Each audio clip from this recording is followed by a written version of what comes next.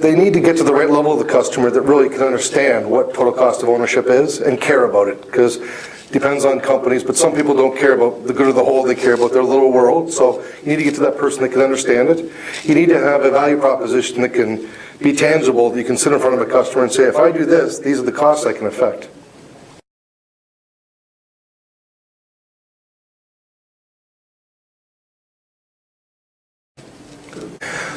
They don't have a hard measurable background behind it. They use the terms, their marketing material talks about value, but a lot of times it's cost avoidance or these generic statements. So they use the words, but when they're pushed by procurement, what is that value? They can't articulate it in a way that someone could nod and say, I see that and I'm willing to pay for it. It's just smoke and mirrors.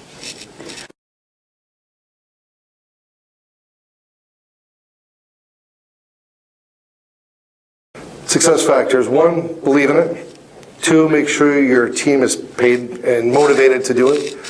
I think to have a structured process to find your value, to be able to communicate it, to measure it, to calculate it.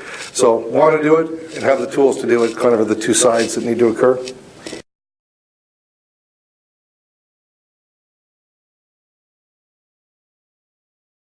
It takes more work.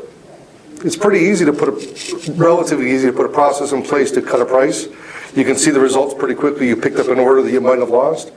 It takes a longer view. So you need to have a management team that says we have to look at the good of the company for a longer period of time, really focus on the customers that we can create that value for and make sure we get paid for it, and put our resources there to do it versus looking at a quarterly number all the time.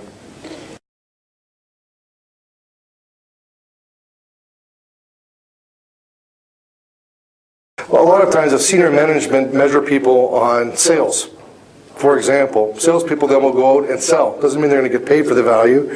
They'll spend more time finding ways to cut a price, whether that's a specific volume deal or giving away free services or not making sure you get paid or something like that. If the CEO says, well, no, we're not discounting, go out there and find a way to get that order, fight for it, and that's what I'm going to reward, that's what I'm going to measure, that's what I'm going to motivate, it'll happen. But the CEO or management team in general can't say, I want you to sell in value, then reward people to sell in volume. You got contradictory messages.